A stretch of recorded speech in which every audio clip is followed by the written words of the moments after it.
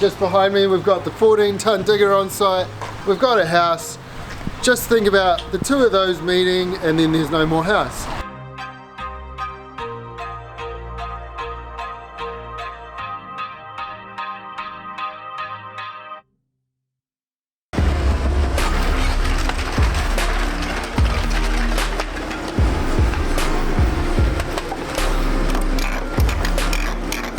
That's the sound of a digger and a house meeting right there.